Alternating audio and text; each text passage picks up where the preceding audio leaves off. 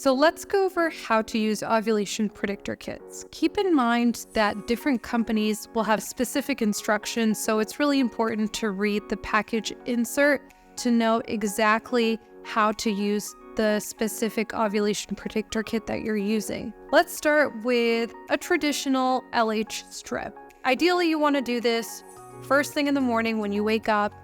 You want to urinate in a cup, and with the urine sample, you're going to dip it up until underneath the point of the line on the strip. And you want to hold it in there usually for about 10 to 15 seconds. But once again, every company is going to have specific instructions, so follow what they tell you.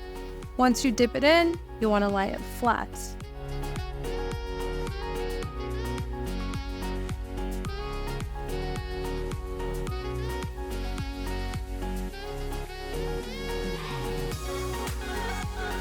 Usually when it's positive, you can expect that you will ovulate within 24 to 36 hours.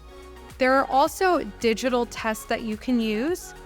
Once again, you want to make sure that you are reading the package instructions on how to specifically use the one that you have.